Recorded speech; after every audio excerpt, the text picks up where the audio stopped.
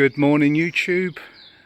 This morning I'm going to do a video on how to charge your Dodge Ram 1500 and other vehicles this applies to with closed hermetic air ride suspension.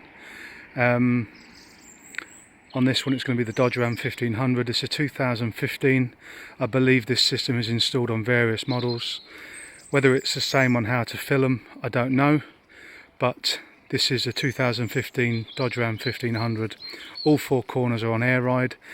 Due to some service work carried out, we lost some of the nitrogen in the system and ended up with a service fault on the air ride.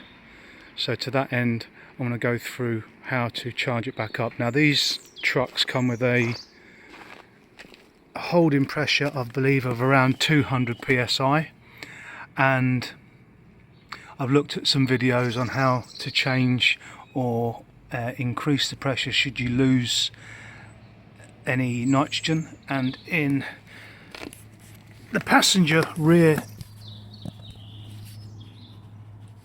wheel arch you'll see this contraption here. Let me just grab my handy pointer.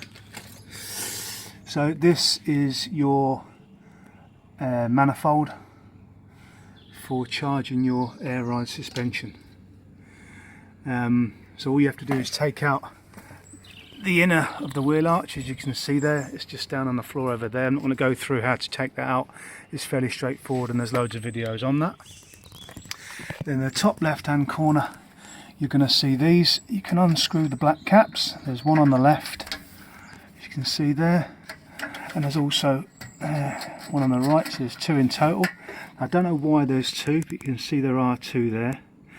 I don't know why there's two, maybe one's for the front, one's for the back, I'm not sure.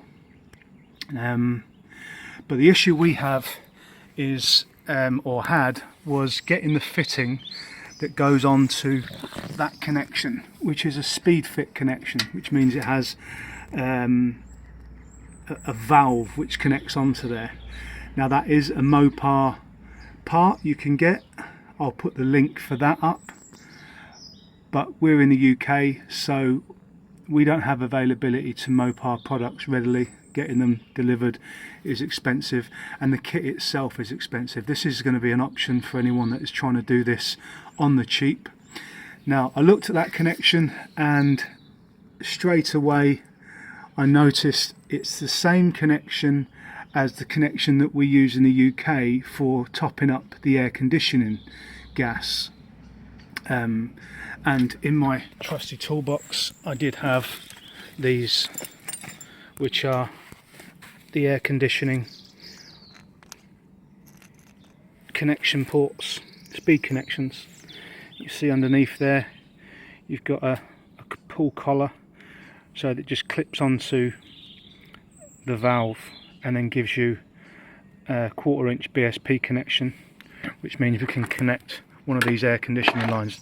Now obviously not everyone's going to have these tools. I am an aircon refrigeration engineer and these tools are already in my possession, so I haven't had to buy these.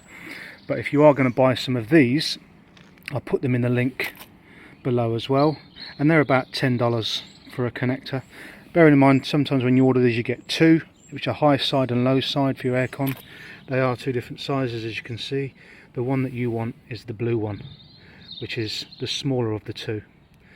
Okay, and all you do, you make sure the valve is fully closed, which I know it is because I've already checked it. And you connect onto there just by simply pulling back the collar. It will then seat in place and then you'll see it's on there. You'll feel it click in place. Now you've got a valve which you can open and close, which I'll prove to you now so we know we're live to the system. By turning that you'll hear a little bit of nitrogen come out. There it is. So we know that we're now live to the system. Now having that there means we can do two things. We can check the pressure of our We can check the pressure of the system, and we can also add pressure to the system through that connection. So I'm just going to set yourself up with, I can't do it with one hand, and I'll be back in a second. Okay, so we have now connected our gauges from the blue connection on your air conditioning line, goes into your gauge on the blue side. So if I close that off and close that off, we are sealed and currently reading 0 psi. If I now open that port, you'll see we are now reading 100 psi. Now, what I know from research is that these systems come with around 200 psi. So what I'm going to do now is attach my nitrogen bottle to the gauge, which is down here, off my nitrogen regulator, and I'm going to top it up to 200 psi. I have got a scan reader where I can reset the fault, because I think the fault has occurred because it's not reading the correct pressure. I'm going to bump it up to 175. I don't want to go up to 200. I've never done this before, so I don't want to go blowing anything up. But at the moment we're sitting low. Let's see if we can get it up to 175 psi and see if we can clear the fault. Okay, stay tuned. Okay, we're now set up to the nitrogen bottle. In case you're wondering, this is the nitrogen bottle, which you're also going to need, and you're also going to need one of these, a nitrogen regulator. I believe some of the kits that Mopar sell come with the regulator. I think some come with a small charge bottle, just in case you lose pressure while you're out and about, but there are various options out there. But this is a much cheaper option for me, because I've got all these parts already. But just so we're clear, these valves, they're about a tenner, £10, that's about $12. A regulator shouldn't cost you any more than about $100, and the gauge line's probably going to cost you about $200. So all in all, there's about $400 worth of bits and pieces there, but I had them all on my vehicle. So if you know anyone that's in the HVAC game, in air conditioning, refrigeration, either they can lend you these bits, you might be able to go somewhere and hire them, but they're all readily available places from HVAC, air conditioning, refrigeration suppliers. They're the sort of tools you're looking for. So nitrogen regulator, refrigeration gauges and hoses, and most importantly a blue auto air conditioning connection. So what we've got now is we've got the bottle, which is open. I've set the gauge pressure to about 100 psi on my gauge line. It's not a lot of pressure considering this bottle sits at about 3000 psi, so we're not going to use much. What we're going to do now is we're going to open the black line, which is me now open to the blue, and then we're going to open the blue line so we're open to the system. You can see there already the pressure is slowly creeping up. I'm not going to go mad with it, just going to put a little bit in there. Like I say, I've not done this before. I know there's a process which is online which tells you how to go through this, but to do it properly you really need one of the expensive scan reader OBD2 tools. Like I say, I've got a reader, I can delete and read, I can't do anything else with that. I've seen them used before where you can raise and lower corners of the truck to certain levels, lift the axle off the floor to extend the airbags so they're fully open, but like I say, I don't have those bits and pieces to do that. So all I'm going to do now is just fill the reservoir, and hopefully we'll be okay. As long as you don't go above 200 psi, which is what it's set to from factory, I think anybody would be okay.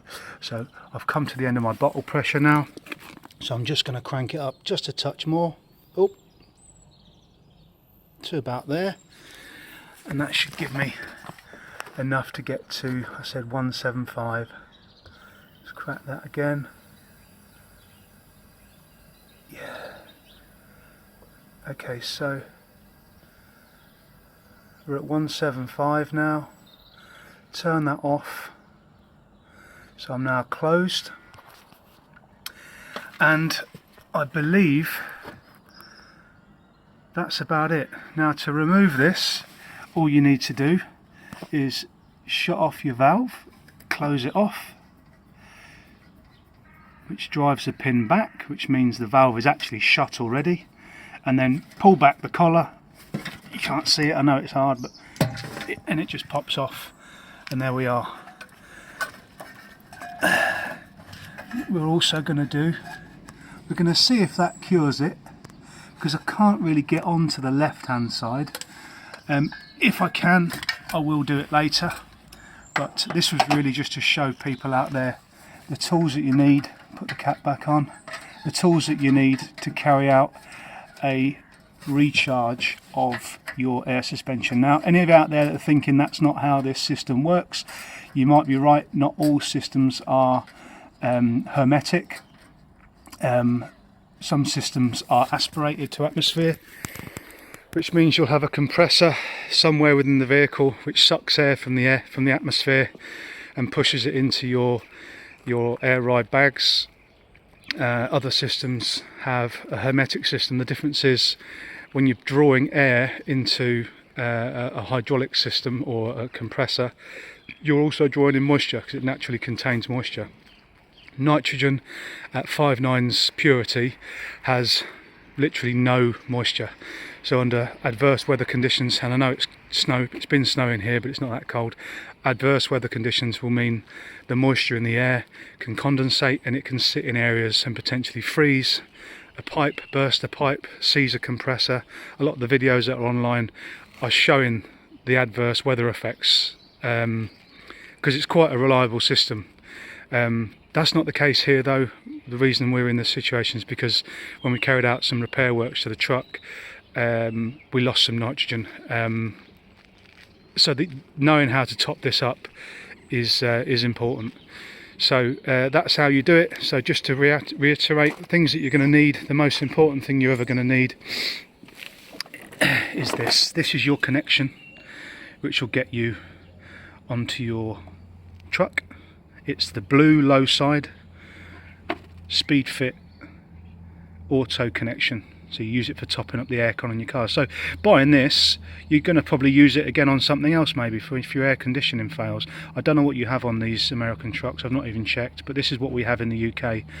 European Connections is one of these. I don't know the actual name of it, I just call it a car aircon connector. A set of gauges, like I say, you need to know what pressure you're getting into your system. You need to know you can't go above a certain pressure, so that's important to have. And then obviously your regulator and nitrogen bottle. Now I appreciate not all of these things are going to be readily available to everybody, but there's loads of fridge engineers out there. Anyone that gets about looking at services will know or have someone in the industry that does or has these tools, so potentially you can borrow them. But that's really it. That's the informative video over. I'm going to leave all the links below to anything that you might need specialist wise, which is probably going to be those connections, and catch you on the next one.